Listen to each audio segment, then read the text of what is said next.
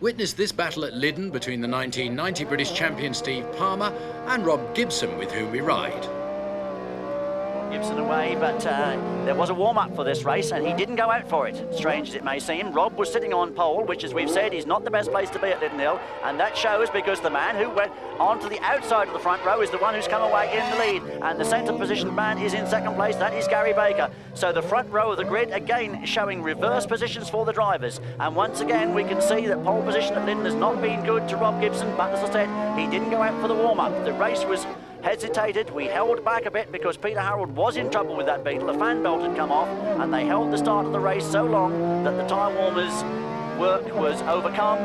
The tyres went cold, so they gave the drivers a warm-up lap and Rob Gibson didn't go out for it. But let's see what he can do, because it looks to me as though he has moved now into second place. Yes, Gibbo up in full flight into second place, and there we can see the gap between him and Steve Palmer as they come away down into Chesson. So Steve Palmer, former Lydden champion, the British champion of 1990, the Sherwood's British Open Division 2 champion of 1990, really being hounded now by Rob Gibson. And if there's a big entertainer in British Rallycross, it's just got to be Rob Gibson. This guy never knows when to stop trying.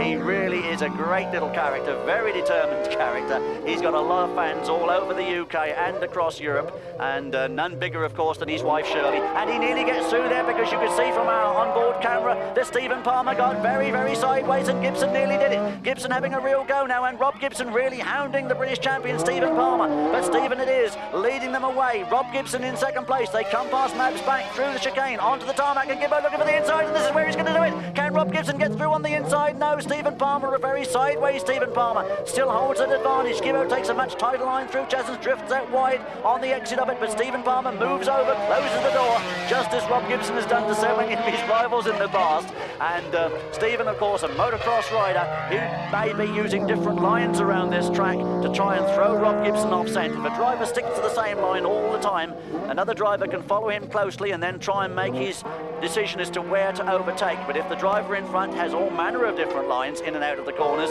then of course you just can't predict what he's going to do, and it makes overtaking all the more difficult. Sideways onto the loose, round Paddock Bend they come, and Gibbo closing once again on Stephen Palmer, and this is where he's going to have another go. He goes over the curbs and he surely is through. No, he's not. Oh, I'm sure he nearly got through there, but he gets a little bit too crossed up, and it was Stephen Palmer who got it back again. This is tremendous stuff, and it is Stephen Palmer really being made to fight all the way here, and Rob Gibson giving his all, and as they go to the flag, it is Stephen Palmer just getting it.